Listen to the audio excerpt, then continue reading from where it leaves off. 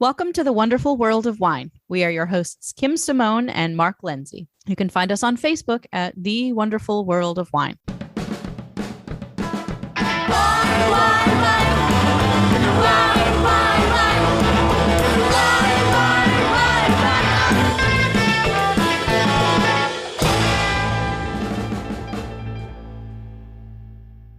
Hello and welcome to the wonderful world of wine. We are your hosts, Kim and Mark. How are you this week, Mark? I'm great, Kim. How are you? Great. I'm fine, thank you.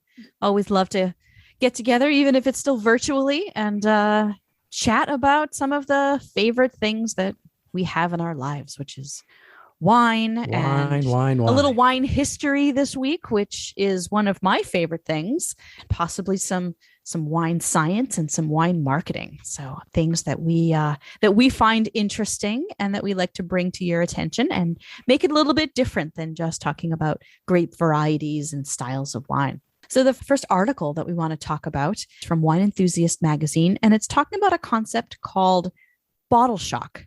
Now, there was a movie a number of years ago with Alan Rickman called Bottle Shock that was about the wine competition of 1976. They called it The Judgment of Paris.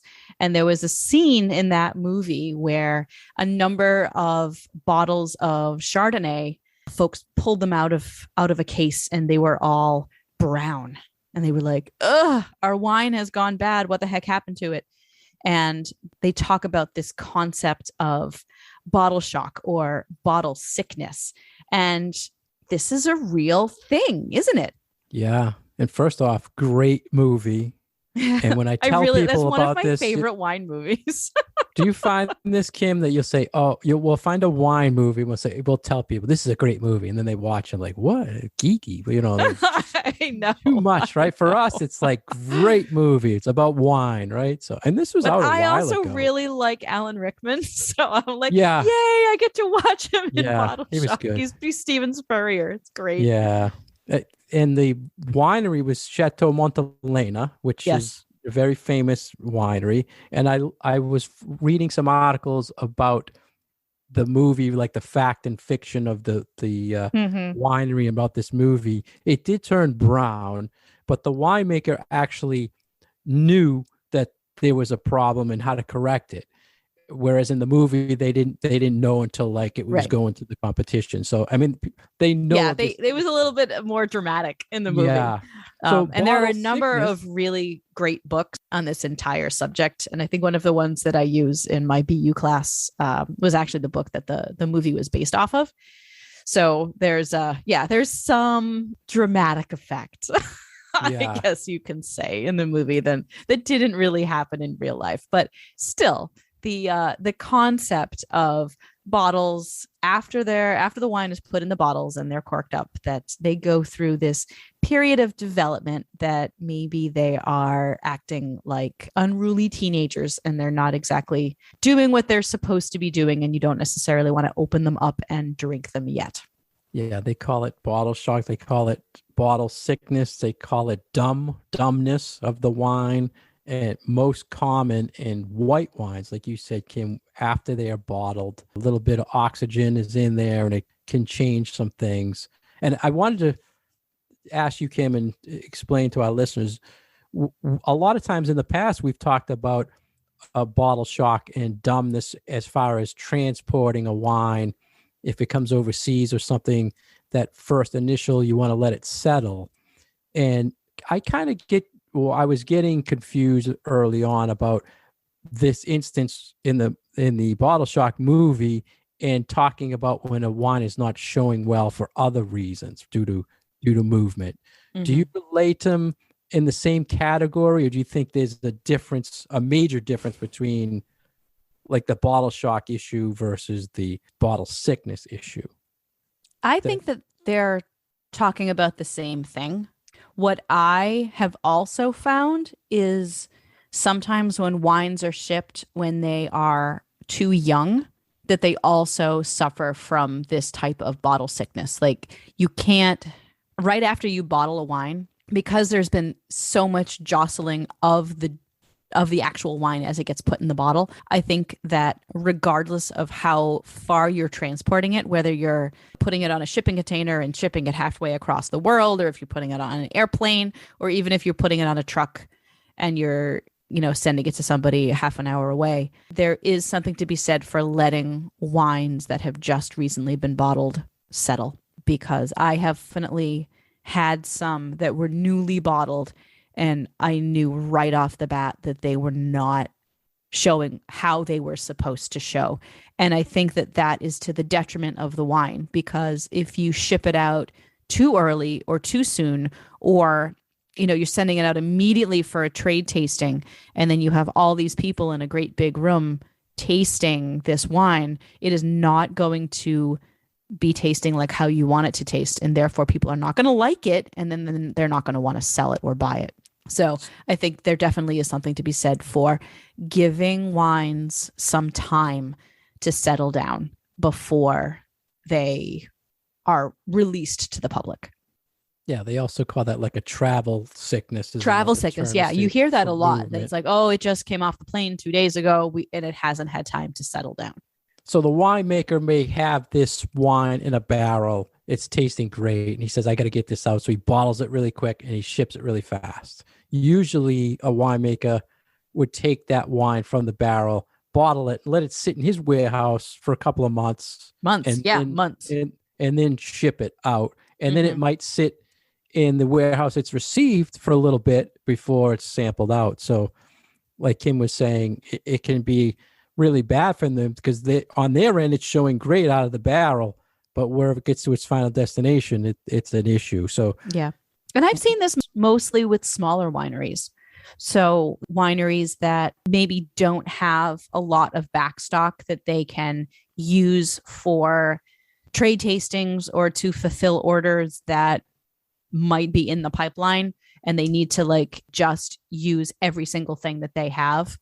Or for wineries that do something like, maybe they have a wine club where the benefits of belonging to the club is that you're the first one that gets to taste this new vintage. So yes, it's a benefit because you get the wine before anybody else does. But then the downside is that wine is still really very young. So my understanding, Kim, is there's no scientific definition of this. And it's not caused by a bacteria or yeast or anything like that we've talked about in the past. And how can we tell our listeners to spot this bottle shock or bottle sickness, or if a wine is experiencing this? How can we tell? I know you mentioned a little bit. Yeah, it's more of an idea of the flavor just isn't as pronounced or as rich as you would like it to be. It's tough because I feel like sometimes there can be overlap between, if you have a very, very mildly corked bottle and it doesn't smell like a wet basement, but it still has just stripped all the fruit from the wine. It could be that, or it could be this. So I think it's difficult to tell people that, if a wine is tasting like it's completely lacking in fruit, maybe it's this. Oh, maybe it is bottle shock, but maybe it is also a TCA issue. So now I'm getting really geeky. Yeah. Well, so you feel it's more losing of flavor than losing of aroma, or it can be both? Both. I think both, but also sort of a one-noteness. So if a wine has been aged in oak, all you're going to taste and smell is the oak. The wine itself has not had enough time to integrate all of its flavors and have different components to it. So you're not going to get the fruitiness and the oakiness and the spiciness and whatever else is supposed to be there, because all of those parts have just not been able to meld together. So it's like if you make a beef stew, right? And you immediately eat it right after it comes off the stove, it might not taste as complex as if you leave it in the fridge for a couple of days, because then all those flavors get to combine with each other. And then the stewiness of the stew just tastes so much better. It doesn't taste like this is a carrot and this is a piece of beef. All of those flavors working together. So it's that integration and complexity issue for me.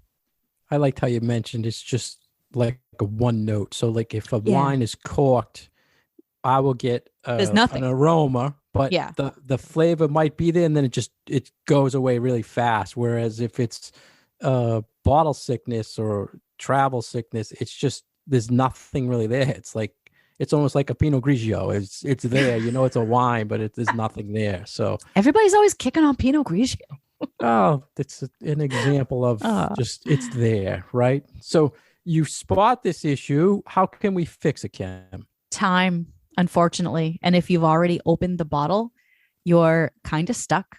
I think the only thing that you can really do is, put it in the refrigerator and let it sit there for a couple of days. And then when you're ready to drink it again, either decant it or, pour it into a nice big wine glass and just give it a lot of air.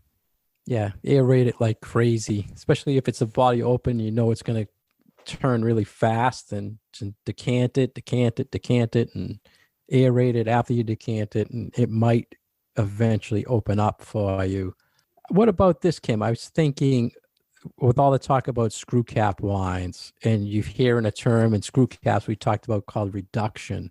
How would you compare, now we're going to get really geeky with this, how would you compare reduction of a wine to bottle shock?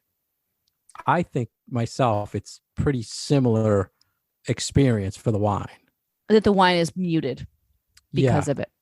Correct. I would agree. And the difference, I think, in this is that when you have a reductive wine, it's going to come back to life a whole lot quicker than if you have a wine that is suffering from bottle shock. So if you pour that wine into your glass and give it 3 minutes worth of swirling, I think by then it's going to jump right back to life, as opposed to one of these bottle shock wines that needs a couple of days.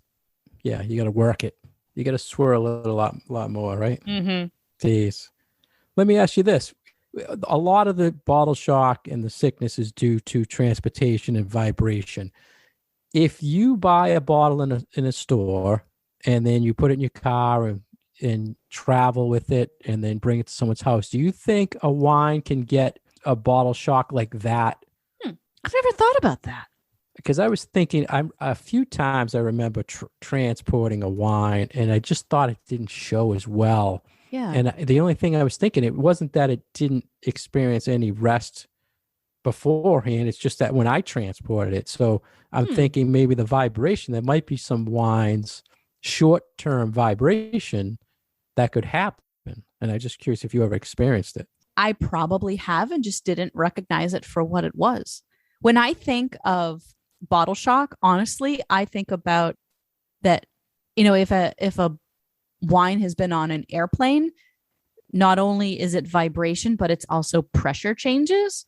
But a lot of wine transported is not going by airplane. It's going by super boats. Right. Yeah. So I don't know.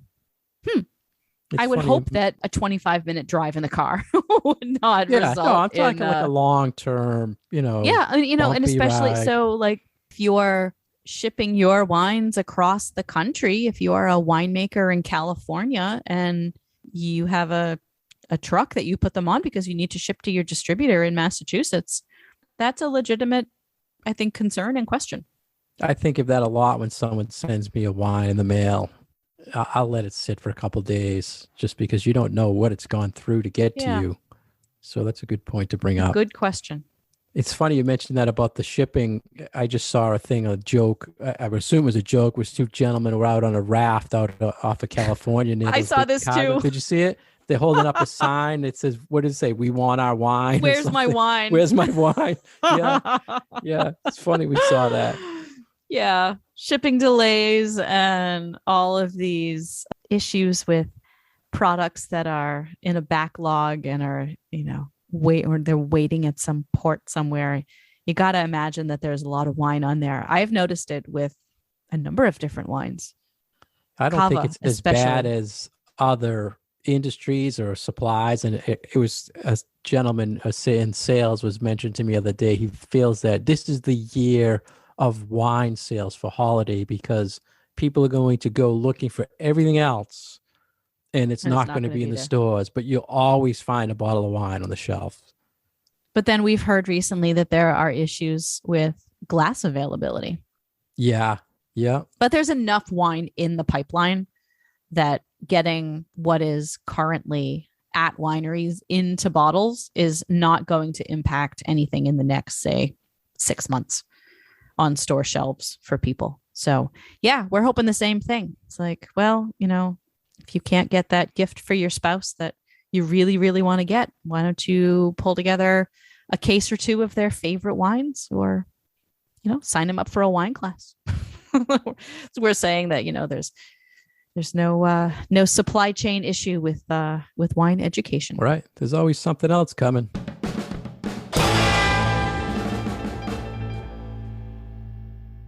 You're listening to The Wonderful World of Wine. We are your hosts, Mark Lindsay and Kim Simone. To get more information about Kim, please go to her website at commonwealthwineschool.com.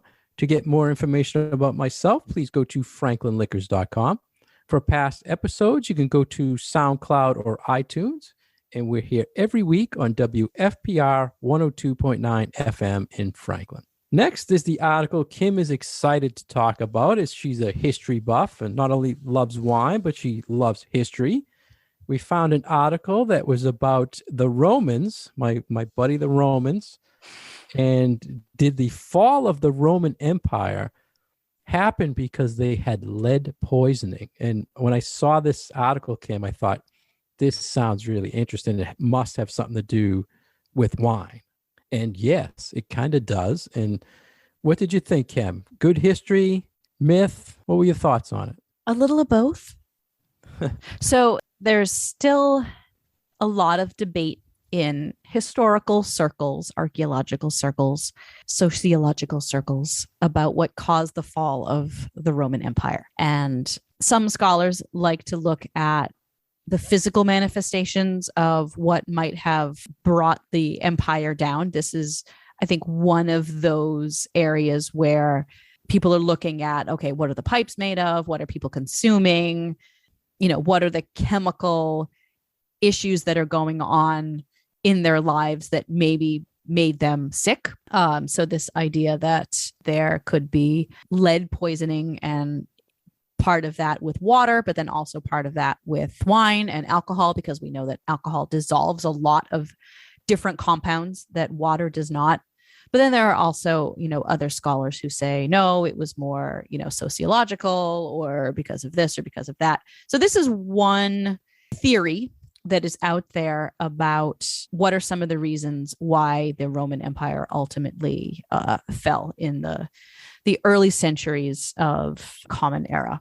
So the premise is that folks living during Imperial Rome had a lot more lead in their system than folks living during the Bronze Age. And so they're postulating that over time, lead was building up in people's systems, and this caused more disease, more cancer, other things like memory loss, anemia, problems with your teeth, like all of these physical problems that we know that lead can cause to human beings. So it's an interesting theory.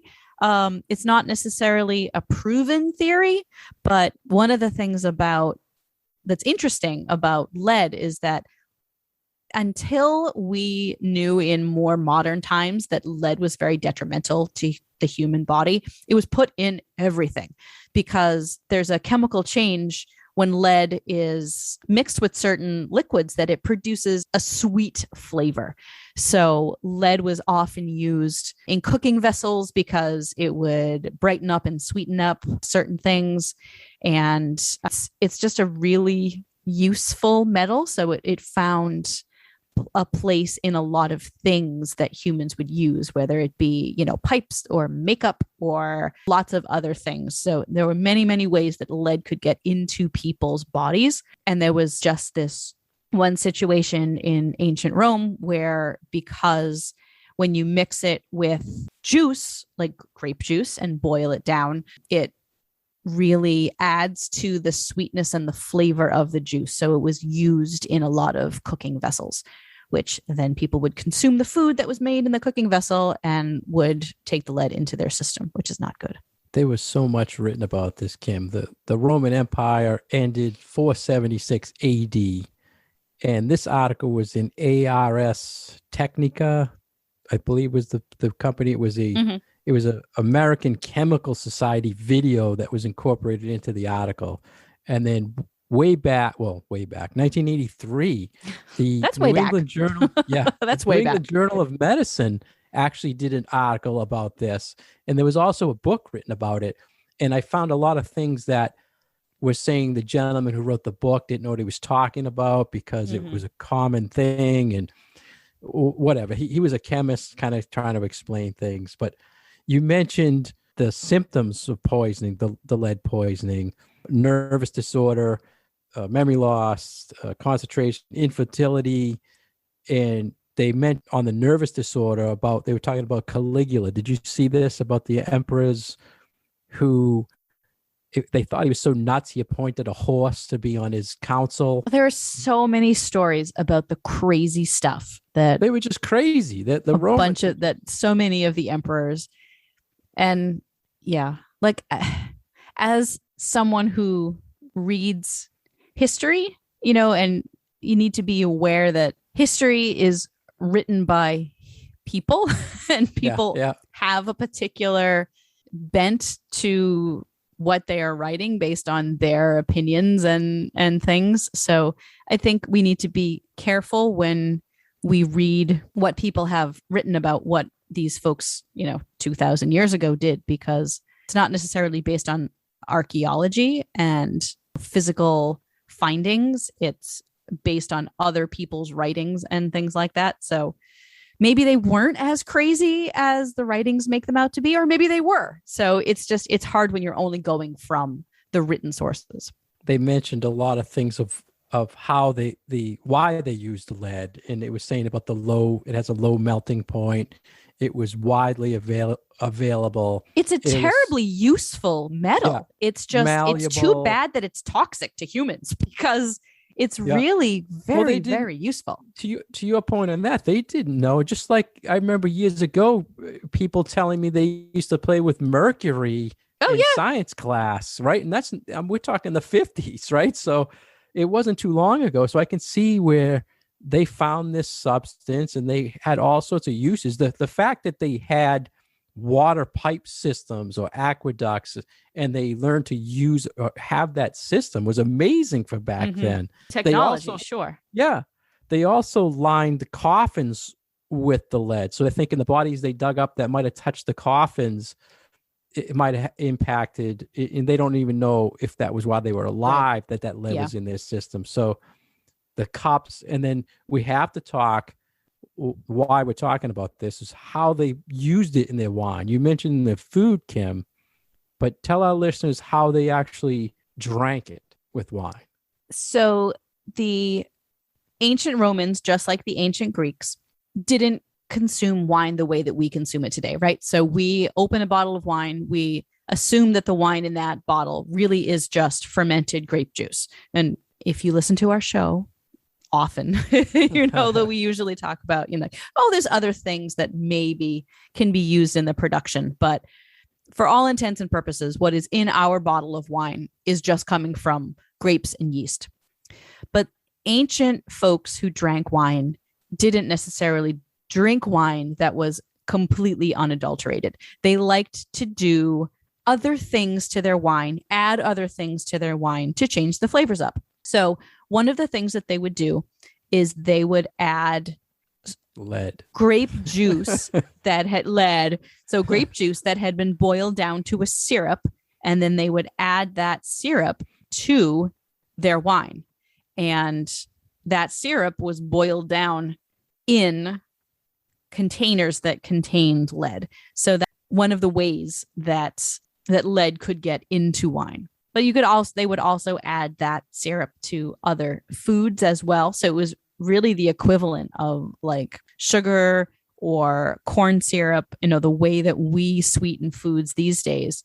They would use that syrup to sweeten their foods, including adding it to their wine. 450 recipes they estimate that they would use that in as a sweetener. And that's just not just wine. just from one guy's cookbook. So Yeah. So it's pretty crazy. So I guess the bottom line is don't drink as the Romans did, right? I mean, be not with the lead. Maybe with drink the like the lead. Greeks did and put seawater in your wine. Oh, that doesn't sound much better. It's just interesting. There's so much. Did you see anything that stuck out and why you would say this, there's no way. I mean, obviously it made them sick, but I think they, like you said, they had a lot of other issues that caused the downfall. I think it's hard to determine if this was actually the cause. And I think that the archaeology is interesting, where they were measuring the amount of lead found in bone fragments of Iron Age people from the British Isles versus Roman Empire people also from that same region outside of London. And your point about, well, they buried them in lead coffins, so maybe the lead was, soaked into their bones. So I think that even the archaeology is very incomplete at this point. So I think it's really hard, and especially to answer a big question like what caused the fall of the Roman Empire. It's not going to end up that the answer is this one thing. So can we say that lead damage to brains and bodies maybe had a part to play in it? Probably. But I have a hard time saying, this was the main cause of it, because we're talking about so many people and such a vast area and so politically complex and culturally complex and religiously complex that it's got to be more than just the equivalent of eating lead paint.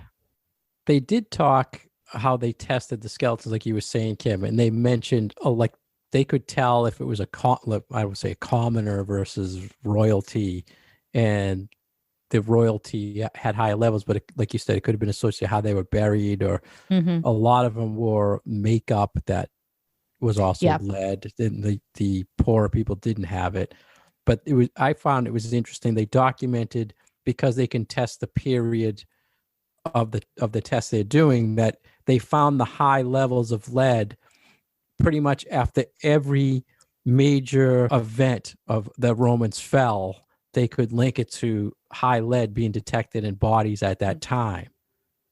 So during like the Gothic Wars, when the Arabs, and that's why they're kind of bringing it all back to that led to the fall, which was interesting. I mean, it's almost like the how beer saved the world, or beer is related to everything type of story. You can relate it, That's the other thing. The Kevin Bacon, you can always relate everything to.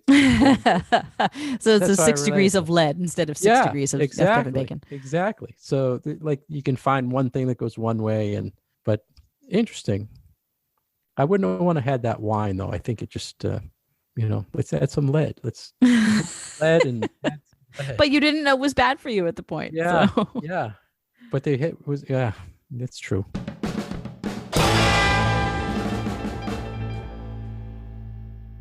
Thank you for listening to us today on The Wonderful World of Wine. We've been your hosts, Kim Simone and Mark Lindsay. You can find our past episodes on SoundCloud or iTunes, and our Facebook page at The Wonderful World of Wine. And listen to us every week on Franklin Public Radio, 102.9 WFPR. Cheers. Wine.